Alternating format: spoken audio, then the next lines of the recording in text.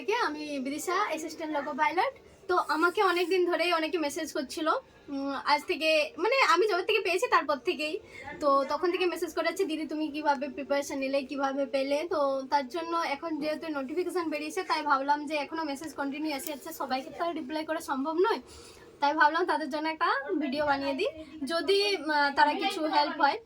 তো তার জন্য আমি একটাই কথা বলতে চাই যে তোমরা নিজেদেরকে দৃঢ় করে নাও আর ভেবে নাও যে আমাকে এই চাকরিটা পেতেই হবে। হ্যাঁ, নোটিফিকেশানে এসছে, আমি দেখেছি যে অনেক কম ভ্যাকেন্সি, কিন্তু তুমি নিজেকে এমনভাবে প্রিপেয়ার করো যে হ্যাঁ, যে যতটা ভ্যাকেন্সি আছে যেন আমি লাস্টের দিক থেকে হলেও আমি ওই একজন মেম্বার হতে পারি।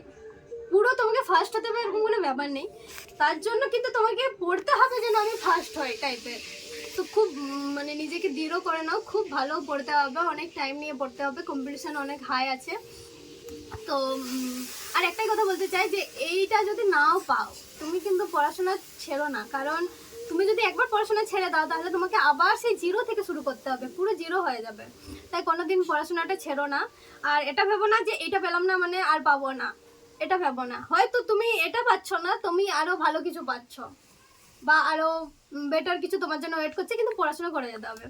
যাই, এবার আসি আমার ব্যাপারে যে আমি কিভাবে পেলাম। আমি 2017 সালে ডিপ্লোমা পাস করেছি ইলেকট্রিক্যাল নিয়ে। তো তারপরে আমি ভেবেই নিয়েছিলাম যে গভর্নমেন্টই করবো, আর কিছুই করবো না। তো তার জন্য একটু পড়াশোনা করছিলাম। 2018 সালে ফেব্রুয়ারিতে যখন ফর্ম বেরোয়, তো আমি ফিল আপ করি, তখন নিজেকে পুরো শক্ত করে নিয়েছি যেন আমি একটা হলো সিট পাই। তো তার জন্য আমি অনেক কষ্ট করেছি, অনেক পড়েছি। হ্যাঁ, কোনো টিউশন নিইনি, কিন্তু নিজেই পড়েছি আর ইউটিউব থেকে পড়েছি, বই পড়েছি অনেক। আর আমি তোমাদেরকে বলতে চাই এই জন্য যে এনসিইআরটির বই পড়ো। আমি তখন টিউশন পড়াতাম ক্লাস 9-10, তো ওইটা আমার খুব কাজে লেগেছিলো, ম্যাথটা খুব কাজে লেগেছিলো, সায়েন্সটাও খুব কাজে লেগেছিলো। তো যাই হোক, ওইখান থেকে মানে ওগুলো যদি তুমি ক্লিয়ার থাকো তো বেসিকটা তোমার ক্লিয়ার করা অনেক জরুরি আছে। আর কি কি বই পড়তে হবে, কিভাবে পড়তে হবে, আমি তোমাদেরকে একটু গাইড করে দেবো। বলি যে প্রসিডিওর কি হয়েছিল। তো আমি ফেব্রুয়ারিতে ফর্ম ফিল আপ করেছিলাম, আমার ফার্স্ট সিবিটি হয়েছিল আগস্টে। ফার্স্ট সিবিটি ক্লিয়ার করার পর সেকেন্ড সিবিটি, সেটাতে দুটো পার্টে হয়, পার্ট এ পার্ট বি। তো পার্ট বিতে পাস করাটা অবশ্যই জরুরি, আর ওটা থাকে আইটিআই বেস করে। তো যেমন আমার ইলেকট্রিক্যাল ছিল, তো আমি ইলেকট্রিশিয়ানে এক্সাম দিয়েছিলাম। যারা মেকানিক্যাল থাকবে তাদের ফিটার, মানে ডিফারেন্ট টাইপ, যেটা তোমার ভালো লাগবে, যেটা তুমি পারবে সেইটাই তুমি দিও। আর পার্ট বিতে পাস করা খুব জরুরি, 35% অল ক্যান্ডিডেট, এখানে কোনো এসটি এসসি ওবিসি জেনারেলের কোনো ব্যাপার নেই, সবাইকে 35% নিয়ে পাস করতে হবে।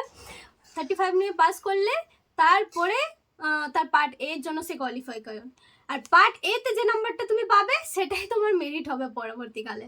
তারপর হবে সাইকোতে তোমার 5টা টেস্ট হয়, তার মধ্যে প্রত্যেকটাতে 42% করে পেতেই হবে।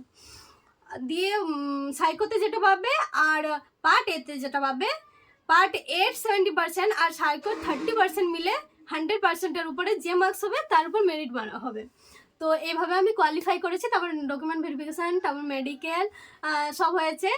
আর মেডিকেলের জন্য A1 মাস্ট, কারণ চশমা টশমা যদি ছাড়া সম্ভবত হয় তো A1 মাস্ট লাগবে। তাই যারা A1 নয় তারা ট্রাইও করো না, মন খারাপ হয়ে যাবে, আর কিছু না। এখানে আমি আমার ভিডিওটা এখন শেষ করছি, আমার কাছে অত এখন টাইম নেই। তোমাদের যদি আমার ভিডিও ভালো লাগে সাবস্ক্রাইব করো। আগে আমি তোমাদের সব রকমভাবে মানে আমি যা যা করেছি, আমি যা যা পড়েছি, আমি সব তোমাদেরকে শেয়ার করব। তো তোমরা রেডি থাকো।